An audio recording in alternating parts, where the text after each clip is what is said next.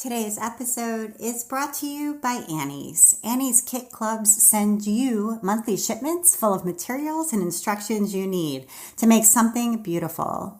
Choose from knitting and crochet to quilting, beading, card making, general crafting, and even kids crafts. No matter your age, interest, or skill level, Annie's Kit Clubs has something for you.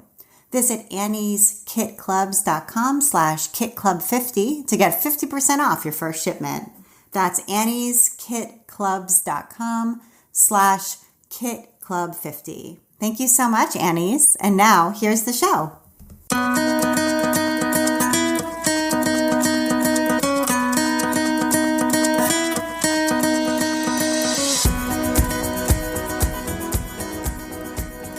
Welcome to episode 219 of the Craft Industry Alliance podcast. I'm Abby Glassenberg. Craft Industry Alliance is a community for craft professionals where you can strengthen your creative business, stay up to date on industry news, and build connections within our supportive trade association. Check it out at craftindustryalliance.org. Today on the show, we are talking about owning a local yarn shop with my guest, Rachel Bratcher. Ritual Dyes was created in 2017 by Rachel Bratcher, who's an avid maker and a true Libra. Ritual Dyes was born in Rachel's kitchen out of a love or obsession, really, with knitting and with creative control over all the things. Later, Rachel and her team moved out of her kitchen and established a neighborhood local yarn shop and dye studio in Southeast Portland, Oregon. Drawing inspiration from nature, the Great Pacific Northwest, nostalgia, and the occult, Ritual Dyes cares deeply about our crafting community and about the community at large. Rachel Bratcher, welcome. Hi, thank you for having me. It's great to have you here. I love your newsletter, by the way, which I get and think is just like a little piece of, I don't even know what, handcrafted, beautiful that comes into my inbox. And so we'll definitely talk about that because for me, it's such a gorgeous thing that you create there. But before we get there, I would love to start at the start. So tell us a little bit about where you grew up. Well, I grew up mostly, I will say just California because I really bounced all around California. Mostly in Los Angeles. That's where I sort of spent like most of my childhood. But we moved up to Northern California when I was in high school. And then I went to school for college at UC Santa Cruz. So I spent a lot of time just kind of all over California. And what did your parents do for work when you were growing up? My dad had a retail store on Melrose Avenue, which is like a popular sort of shopping district in Los Angeles. My mom helped there too, also stayed home with us, and then went back to school. Actually, my mom and I were both at UC Santa Cruz at the same time, which was pretty fun. That's kind of amazing. So what kind of retail store did your dad have? Clothing, like men's and women's clothing. And pretty much throughout my whole childhood, that's what he did was small business owner. Right. You grew up in that environment. What did you think about it when you were growing up? Do you remember what you thought about sort of being in that business? I think that I always kind of had that idea that working for yourself was sort of a good plan, and I always kind of did things like that, like my own little, whatever that was at the time, being a child, like small businesses, kind of always coming from that perspective. That was definitely like pretty ingrained in me, that style of work ethic. And my dad has a pretty strong work ethic, but just owning your own business and all of the sort of many hats that you wear doing that. Like I definitely watched him do lots and lots of different things to make his business successful. Yeah, I bet. I mean, it's hard work. It's really hard work to have a retail clothing business. So interesting that you kind of grew up in that. When you went to school, and that's amazing that you were there with your mom. My grandmother went to college in her mid 60s because they had 4 kids and 1 boy and 3 girls, and they could only afford to send one to college, and so they sent the boy, and so she never got to go, and so she went in her 60s, which I thought was great. But I've never heard of somebody who actually went to school at the same time as their mom. That's amazing. Yes. Yeah. It was actually it was really fun. I mean, UC Santa Cruz is a huge campus. So we would have to like plan to meet with each other. It wasn't like we were just sort of running into each other all over campus, but it was nice to have little scheduled coffee dates with my mom. That was like, my first year not living at home. Yeah. So it was nice. Yeah, that's cool. I actually appreciated it. I wasn't like embarrassed or anything. It was, it was a fun experience. Yeah, you must have a good mom. So what did you study while you were there? I studied community studies, which is probably more of like a Santa Cruz specific subject to study, but I really enjoyed it. It's pretty broad, and you can work for sort of different nonprofit organizations. A big part of the degree is field study. So people went like all over and worked for so many different nonprofits to sort of hone in on like what they were really interested in. And I worked with houseless youth of Santa Cruz County, and I did that for 6 months, working with like a startup nonprofit, and I really enjoyed it. It was a pretty great experience. Yeah, right. And the work you're doing now is definitely different from that for sure, but it is really based in community. Yes, and it is that having that subject and working towards that degree really did kind of encompass a lot, and community at the core, which is a huge part of what I care about here in our little yarn shop is reaching out to the community and having that connection and growing our little fiber community. Yeah, absolutely. And I feel like that's really what differentiates a local retail shop in the age of e-commerce, is that it's a community. It's a place where expertise resides, but it's also a place where you can go to connect. And that's something that is very different than just having every single style or every single color of a particular product, which is what e-commerce is best at. Definitely.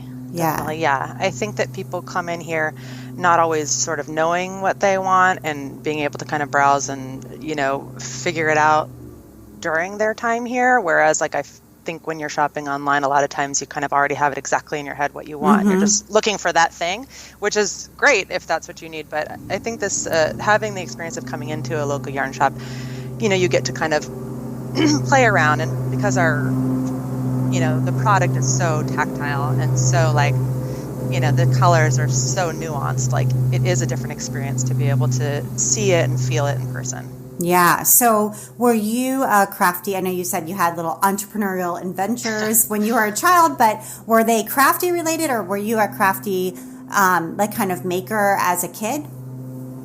I was always making things. Successfully and unsuccessfully, always making things, trying things, I did a lot of sewing as a kid, and I didn't get into knitting until I was an adult, but I was always making things. Okay. Yeah, me too. And so how did you learn to knit? Was that something you learned in college or later on?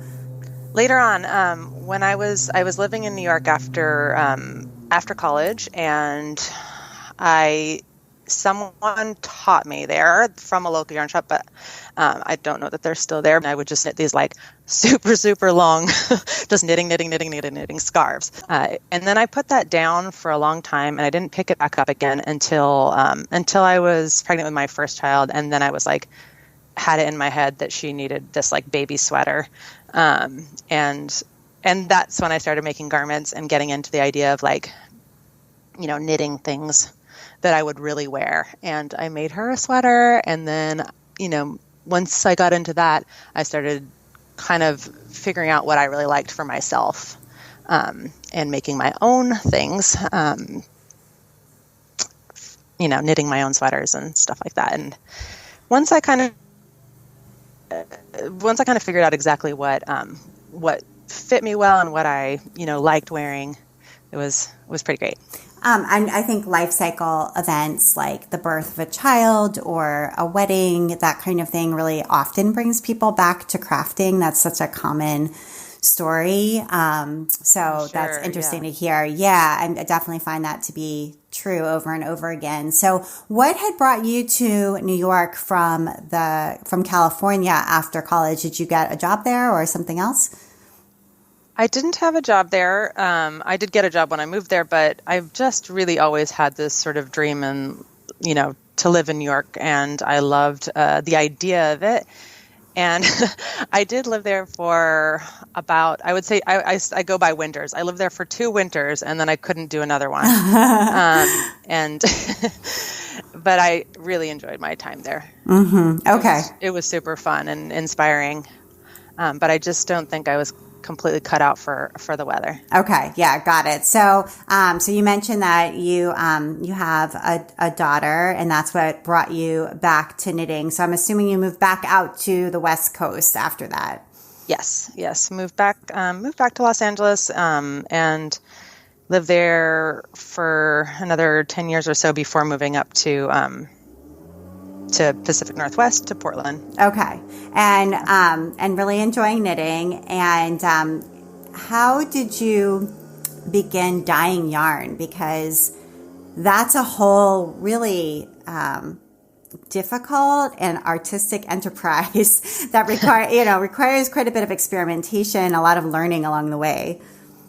Definitely. I started because, simply enough because I really wanted this very specific tone of gray. And gray is such like a, color that you should be able to find everywhere, but there's so many different subtle undertones with gray. And I was finding a lot of like blue grays, and I really wanted this kind of like neutral, like almost brown undertone for gray. So that was the first color that I just started working on it for myself, purely like selfishly, to, based on the idea that I wanted it in this project. And so motivated by results, and taught myself, through just like reading online and kind of gathering information that way, how to kind of achieve that. And once I got going with it, I really enjoyed the process of dyeing. I really enjoyed like just, all the different sort of layers, and just there's so much that there's so many different ways to take it. But I started dyeing for my friends and for myself for my own projects. And then I ended up thinking like I could see myself kind of doing this, in a bigger way. And I kind of put together a collection, presented it to my local yarn shop, which was at the time was Starlight Knitting, and they loved it. And I started dyeing for them, for their shop, and then opened it up to like other accounts. Okay, so you were dyeing and had sort of this maybe kind of like a limited or local wholesale enterprise going on. It was just that it was my first shop, and I couldn't imagine dyeing like any more than I was dyeing for them, which at the time just felt like so much. Now it's what we do in, half a day, but at the time it was it was a lot to take on. Yeah, absolutely. And you just walked in there? Had you been a customer, or how did you get that first account? No, I had been a customer. I love the shop, and kind of also just learned so much from being around. That like at when you go into a local yarn shop, like they will really like sit with you and show you stuff when you get stuck. And like I made a lot of like first attempts at things with like their help. So this was sort of another version of that. Like I showed them with like not a lot of expectation, but they liked it right away, and it kind of gave me the confidence to to feel like I was on the right track. Right. Okay. And so you're dying out of your kitchen at that time, Yes. and sort of trying to make a go of this. And were you also working a day job, or were you I home? was. Okay. No, I was. That was kind of my first job back was, I took a job at my kid's school. Oh. And I was working as the handwork assistant Oh. at their school because they have a curriculum that encompasses handwork all the way from first to eighth grade. So I was in all the classrooms from first to eighth grade doing all the specific, different handwork projects for those classes. Wow, that's cool. Is that like a Montessori program or something? Yeah, they're similar? at a Waldorf school. A Waldorf, yeah. Okay, Yeah, that's super cool. Yeah, it was great. And it was, it's just part of the curriculum. So every grade has kind of its own focus. And we did do some dyeing with the kids too. So I kind of had that exposure. It's natural dyeing that we do with them. But I enjoyed all of the classes, actually, just all of the different ones. Yeah, right. So you have the community background and then this teaching experience, obviously, with younger people. But yeah, so interesting. Okay. And so you're doing this on the side. So how did you decide to like ramp it up and maybe take on some other wholesale accounts? Talk us through that stretch of the journey. Sure. Well, it got to the point where my dyeing business was growing. And, I have 3 kids, so having them all and working this day job was definitely, I was stretched to my max. I was enjoying, getting back to work and having that be part of my life again. But it was definitely getting to be a lot more than I could handle. So I had to let go of my day job and I just fully immersed myself in ritual dyes. I see. Yeah, that does sound like a lot. I have 3 kids too, and it's a lot. So, it's a lot. yeah, it's a lot.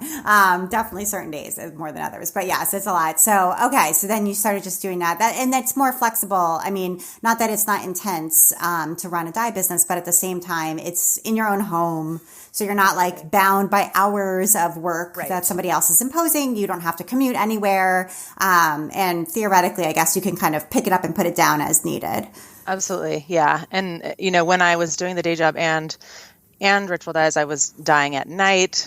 So just really kind of stretching myself. And then with my day job, off my plate, I was able to dye while the kids were at school and then have kind of a regular afternoon with them. So it definitely worked out better with my schedule. Yeah. Oh, yeah, absolutely. Okay. So that's great. So you're able to grow this business, invest in it, be creative, and have your own time to structure. And so at what point were you like, hey, I want to open up my own yarn store? Because that's a completely different venture. Obviously, you'd grown up in retail, but still, like, that's a big, big leap. Yes, it happened. It happened kind of organically only because I had already taken this retail spot and had been, once we moved out of my house, we moved into the space that we're in now, simply because it was a really great setup for dyeing. Before we took over, it was a screen printing business that was in here. So they had like a very messy basement with like big sinks, and it was kind of perfectly set up for a dye house. They had the venting already in place, and it's pretty unusual to find like a retail space that has, a full-size basement. And so I felt like it was a great fit, but we didn't open it as a retail store. I kept it just as, our offices, and we shipped everything out of here.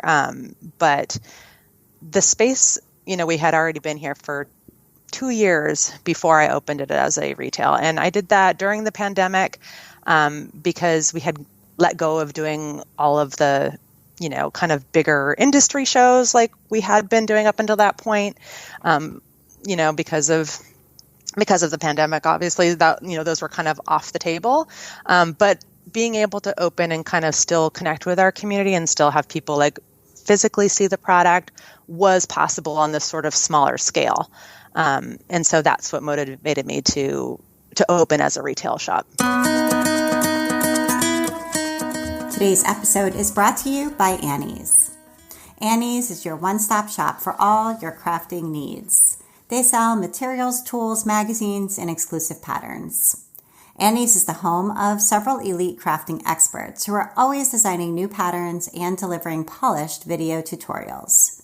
Today, I'm focusing on Annie's Kit Clubs because these clubs make crafting easier and more accessible than ever. Annie's Kit Clubs are subscription programs that send you a new shipment every 4 weeks, or even every 2 weeks if you so choose.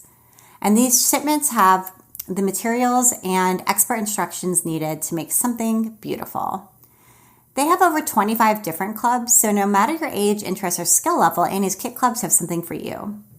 Annie's Kit Clubs offer subscriptions for knitting and crochet, sewing and quilting, fabric, bead making, card making, general crafting, and kids crafting.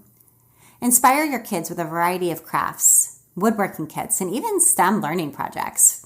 For adult crafters, Annie's Kit Clubs make it easy to try different skills with general crafting, or learn to knit or crochet through their Afghan programs. For knitters and crocheters looking for a new challenge, Annie's Moroccan tile and mandala Afghans will walk you through the new techniques with gorgeous results. Quilters can also build their fabric stashes with Annie's Fabric Club, sending new collections of your favorite pre-cut sizes every month. They have too many clubs to talk about, so you will have to just see for yourself. So visit annieskitclubs.com/kitclub50 to get 50% off your first shipment. That's annieskitclubs.com/kitclub50, all one word, and get your first shipment at 50% off. Thank you so much, Annie's. And now back to my conversation with Rachel.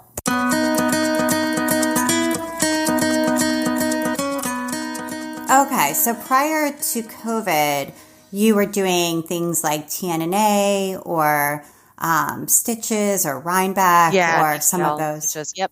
Yeah, some of those bigger, sort of trade shows, which allowed us to kind of really connect with our customers in person. Those were kind of the times that we did that. But this, has been a really nice sort of transformation because we're really able to connect with our local community and our other customers when they're, visiting Portland. Like we've been seeing a lot more of that with summer approaching. Right. And the location, the space sounds really ideal. Is it in kind of a central shopping area? Like, are you getting foot traffic to the store, or is it a kind of a destination, like you have to drive over to this sort of warehouse district or something? No, it is. It's actually, we're in inner Southeast and in a location by lots of brunch spots and, sort of different food and retail. So there's quite a lot of just natural foot traffic. We're really close in, so it's pretty accessible to, from everywhere in the Portland area. Yeah. And then to transform the space, I mean, obviously it was COVID, and so you're not having, crowds of people coming in. It sounds like in the beginning it was probably pretty small numbers of visitors at once. But to transform a space like this, where the dyeing's taking place in the basement, but I'm guessing the offices are upstairs, into a place where the public can come in and shop, that must have been a challenge. Well, it's very separate. The ground floor is our retail space, and it's not large, but from the minute we moved in here, I did all the sort of transformation because I couldn't, I needed to work in a place that, kind of reflected some beauty. So we painted the walls right away and sort of had a lot of things kind of already in place, just as a sort of inspiring working environment. The downstairs is where everything is sort of messy and creative, and that stayed the same. So it was really just about getting a lot more fixtures to put things up on the wall because of the shape of the shop. Everything kind of has to go vertically. Okay. And how did you come up with the name Ritual Dyes? I am a big creature of comfort, and I think I have a lot of kind of my own personal rituals, like my coffee in the morning, things like that. But also just, I felt like there was sort of this ritual around dyeing, and it was kind of this time for me where I could just really be creative and let go of kind of all of the sort of other things that needed to take place. And it kind of was a ritual for me to be able to just focus on the creative part of dyeing and kind of get lost in the work. So it felt fitting to me because that really was a ritual for me to be able to sort of let go of all that stuff and really be able to enjoy the creative process. Yeah, so it almost describes like a flow state. Who drew your logo? Because you've got this super cool logo. It's very almost, I would say, ethereal. It has a hand, am I right? Yes. And some stars and things. Did you draw that? I did not draw that. My initial logo, I researched an artist online who did that for us, for me. And then we've since kind of revised it. I have an employee here, Irene Walkler, who does basically everything that you see in terms of art for the shop. She's just an incredible artist. And every time we offer like a seasonal collection, she does all of the sort of custom drawings that end up on those project bags, and she redesigned our labels. So we were very lucky to have her here, and she's definitely in tune with kind of the ritual dyes style. Yeah. Okay. That's cool. And so were you selling online, either had a wholesale site when you were just doing, wholesale, or had a direct to consumer site when you were just doing wholesale back in the day? Like, was e-commerce part of this equation from the beginning? I think it was pretty early on that I incorporated that. I definitely started small, but that was like one of the first things that I added on. I just kind of had this like sort of, it sort of took off more, I would say, in the last, maybe not the very first year, but after the first year, that was like a big part of the business. And that was the last 4 years or so. And that was selling direct to consumer? Like just, yes. Okay. Mm-hmm. So people, through the website, right? And connecting with customers directly. Okay. And do you have a wholesale side of that too? Like where your wholesalers can go and place an order? It's a little bit more direct to us for wholesale. Okay. Yeah. Yeah. Because we're a bit limited in what we can offer and how many. So we do kind of keep that separate. Right. Okay. All right. And is your e-commerce site on Shopify or a different platform? We use Shopify. Yeah. I love using the platform that we have. I did have a WordPress site before that, and it was not as user friendly. Yeah. Shopify is definitely easier and more user friendly than WordPress. Yeah. Yes. That's for sure. And did you ever consider selling on Etsy? Not really. I kind of had this, it was easier for me to reach people through Shopify and through Instagram and some other other platforms rather than Etsy. I never sold on Etsy really. Okay. I didn't find as much sort of engagement there. And you now carry fabric as well as yarn. Is that right?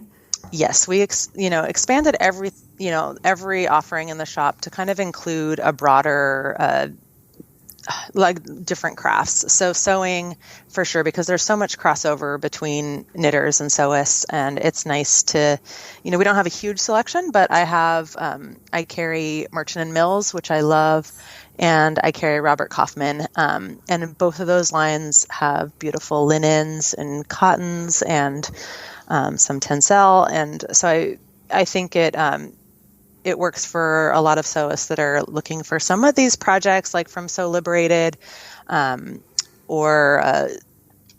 some of the Merchant and Mills patterns, that Sonia Phillip patterns that really pair well with knitwear. Mm-hmm. So it's fun to have them both here. Yeah, I like that idea that these are patterns that pair well with knitwear. That's interesting. And I just made the Sew Liberated studio tunic, and it was great. Oh, so cute. Yeah. Yes, I love their patterns. I think that they're, that the approach is really user friendly, and then I just think that they're super cute, and I do like the way they look with knitted sweaters. And I think Mega's a knitter, so it makes sense that she'd be coming from that perspective. Yeah, that's a neat way to think about it. And then you also carry some punch needle. I saw a kit collaboration that you had done with Aruna from Boku. Yes, I am such a fan of Aruna and her work. And she created these sort of plant motifs using our elder base, and I think they're so beautiful. And I think that punch needle is very rhythmic and pretty addictive once you get going with it. And do you have embroidery too? We do. I have embroidery, and I have some crochet stuff. I have a little bit of everything. It's a small space, but I did try to incorporate a lot of different crafts because I feel like,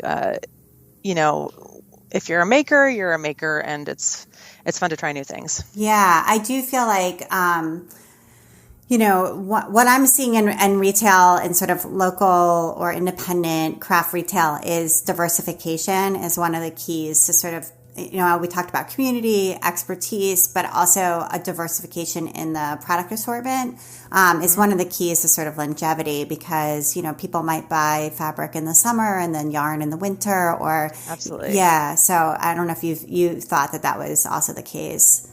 I think that's true just from my own, personal experience. I feel like there are times when I'm really motivated for like sewing projects and times when it's only about knitting for me. So I think it does lend itself well to have lots of different options, and we just started this crafting circle the last month and the people that are coming bring like everything. It's not, we didn't, I didn't call it a knit night because it truly is like a crafting circle. And there are people that bring weaving or even just like darning and mending and, so many different kinds of projects. It's a huge range. Yeah, I love that idea of not calling it a knit night, but calling it a crafting circle or something similar because it does invite more people to come and bring a larger variety of projects. So how does this circle work? It's one evening of the week and it's in the store and just anyone can come. Is there food? Do you have things like set out, like scissors and things like that? Or how does it, and is there someone on hand to help out or how does this work? There is, yes. It's every Thursday from 4 to 7. So we keep the shop open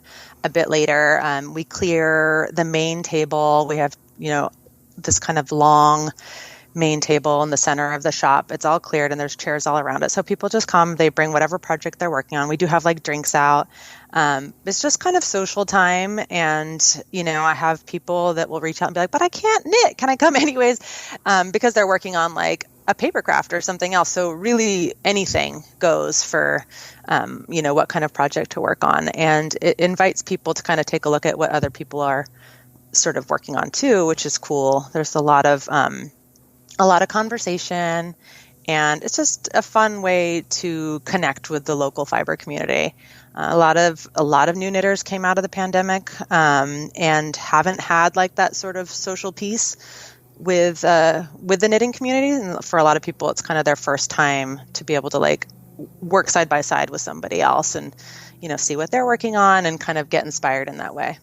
And do people buy products while they're there, surrounded by products? They can. I mean, it's here and it's available for that. But it's not the focus. It's really just about getting out and, chatting with other people and having that kind of social time. And you also carry kind of notions, like a curated selection of high quality or like beautiful, tools that people can use. Like you have fabric scissors and things like that. So what are you thinking about? Because, as a store owner, and I'm assuming you're the key buyer, you can buy whatever you want. And so how do you decide when you're looking? We talked about Robert Kaufman and Merchant and Mills, but yes. When you're thinking about, okay, well, do I want to, go ahead and buy this, needle minder or whatever? How are you thinking about making those decisions? Yes. Well, I like to carry things that, that are unique in this area, but functionality is first. But beauty is very close on the heels of functionality for me, and it really has to be both. So if I'm looking at, bringing scissors into the shop, I want them to work very well for the job, but also be just aesthetically pleasing. That's really, I think that there's a beautiful version of basically every tool, and that's kind of what I've curated for the shop as much as possible. Right. Because that's kind of inspiring to work with tools that are really well made, that, someone has put a lot of time and energy into developing, and that, so it's functional and pretty. Those are kind of my two main things that I look at. And that's what people are coming to a local store for anyway, because you could always go to one of the big box craft stores if you just needed a plain pair of like orange Fiskars. Right. And that's fine too. But I think that because we have such a small space, I'm kind of forced to really curate and kind of like dial down to like my very favorite things. So the shop is truly filled with the things that I love the most and the things that I use. And how do you find these things? Are you looking in some kind of wholesale distributor catalog? Are you on Instagram and DMing particular, makers or manufacturers to say, I'm interested in this, and you're like stumbling upon it, or some other way? Like, how are you sort of finding new products to stock? I would say all those ways. Like sometimes I'll just, see something that someone's using and ask them about it. But a lot of the products that I have in the shop are just ones that I've personally used for a long time, so that I feel really like confident that they work well. Like we have Haya needles. Those are my personal favorite for metal needles, and the Leica needles for wood. I use both of those depending on the type of yarn that I'm using and in my project. So I already had the good personal relationship with pretty much everything that's here, but I also look for new stuff, and I find that through Instagram or just all over. Mm-hmm. Just sort of always keeping your eye out for that cool, interesting thing that catches your eye, I guess. Absolutely. Yeah. And I know you started a subscription program. This is the first year it ran, and it sounds like it was pretty successful because you're going to be doing it again in the year to come. And so, I do see this popping up more and more now, the yarn subscription program. So I guess it would be good if you could walk us through your thinking as to why do this, because of course, once somebody signs up, right, you're obligated to fulfill that order. And that could sometimes feel burdensome because it's like, oh gosh, we have, this number, we have to do this, we have to dye this yarn and get this out the door by this date and that sort of thing. So, but there's positives to it too, as far as like recurring revenue and things like that. So walk us through the thinking of like, okay, I'm going to start a subscription box.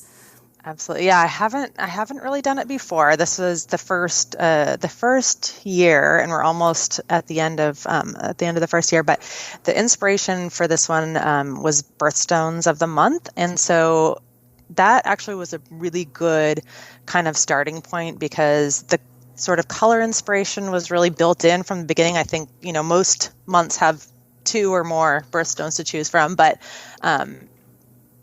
in this way, basically the customer will receive a full skein of yarn every month. The color is a mystery until they open their package, but it's based on that month's birthstone.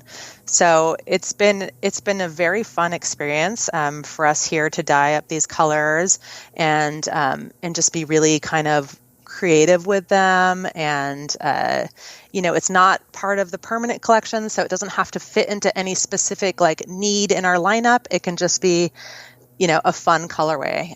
So that's pretty liberating for sort of like the creative part, to be able to just make something that, with no other objective than just to surprise someone in their mailbox.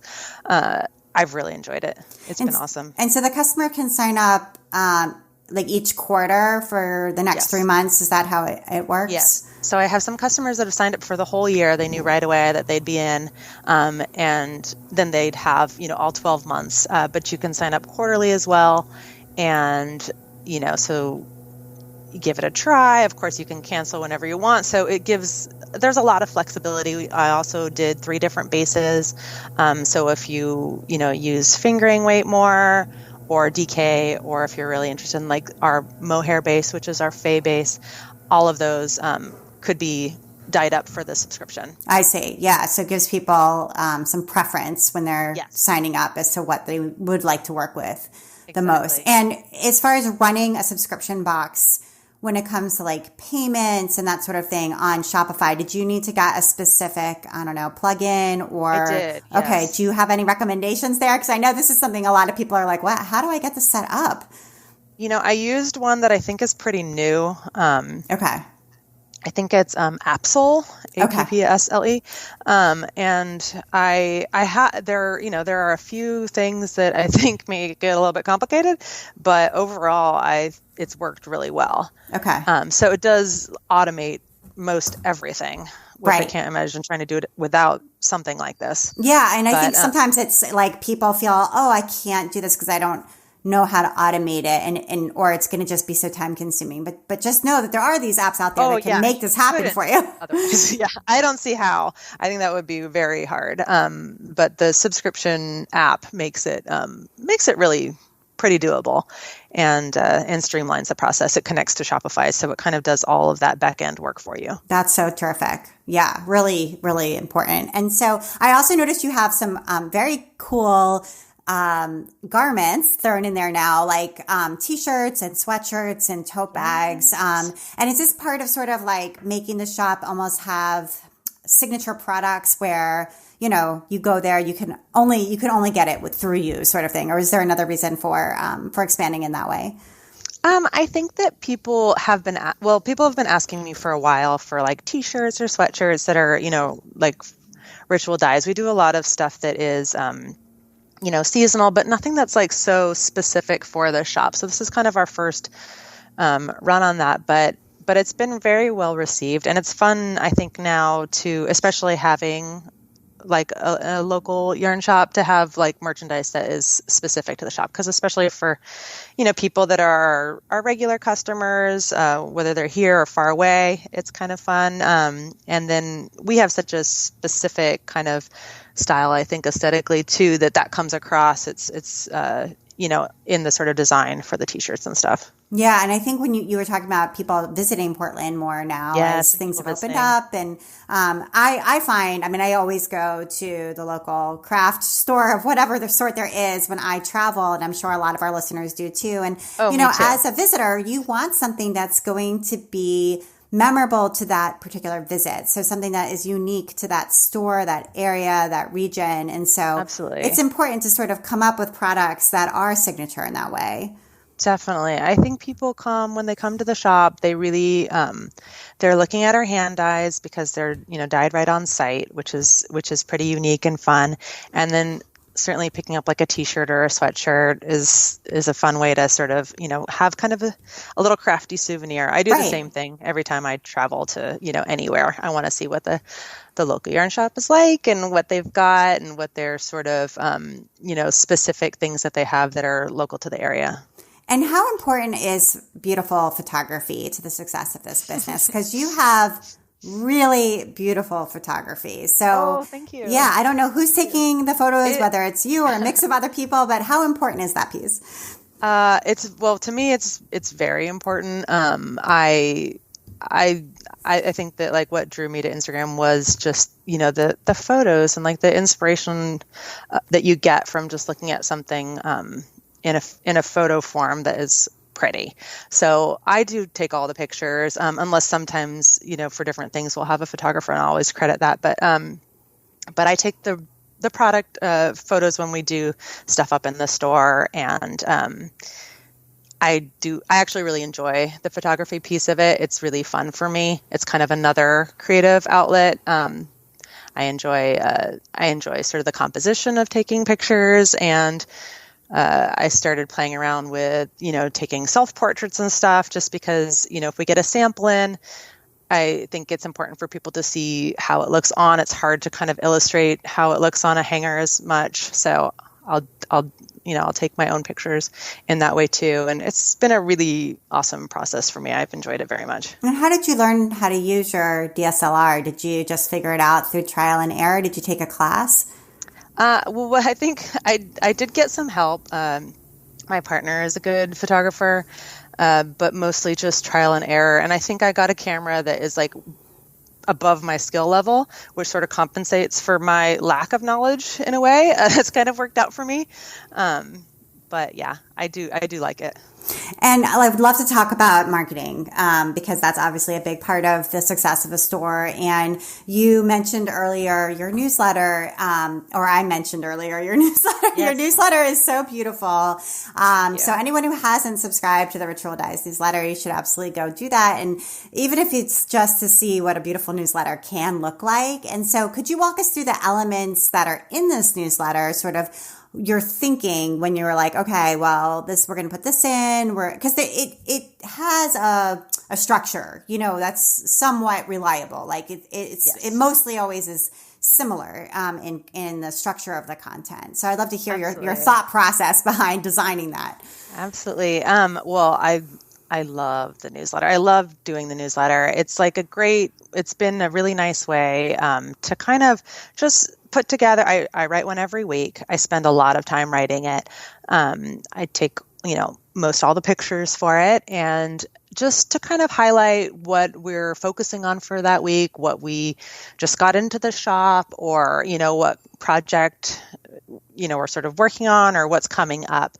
I think what's nice about connecting to newsletter subscribers is just being able to kind of check in with them on a regular basis and tell them, kind of what we're up to. I always try to give newsletter subscribers like all the sort of perks that I don't really put out there on IG, like if we ever have any sales, or, if there's something that kind of more like behind the scenes stuff too. I like to share a lot of that in the newsletter. And then I round it out with, suggestions for things, or things that I've been interested in, and, that aren't necessarily like knitting related, but it's kind of I definitely have like a template that I work from, because that makes it easier to be able to make this happen every week. Yeah. And when you were talking about that section, that's sort of other things that have caught your eye, or those are almost, to me, it almost feels like, okay, if I were in the store and we were talking, you might say to me, oh, I was just drinking this really good tea,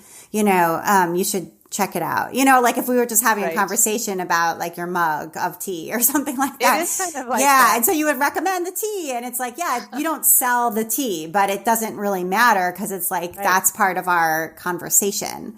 I do kind of think of it like that. That's a really good way to put it. It is sort of just like things that I've, been enjoying, and those are just kind of recommendations of personal stuff that I've liked, and not necessarily anything that I'm selling, but just, other projects that people are working on. It can be anything. Right. And I think sometimes people are hesitant. Well, why would I want to link outside of my product assortment? Like, why would I want to send people away, But, but I think that there's another argument to say, like, people know that little gift is in there, and these are things that Rachel likes, and I like what Rachel likes, so I'm probably going to like it, and I'm going to open this newsletter because I want to know what she likes, so that piece is important. I think it feels like kind of like what you're saying, a bit more of a dialogue, and I have people that write me when they get their newsletter and, kind of tell me answers to sort of some of the things that I talk about, and it's just a conversation, and that's kind of how I view it.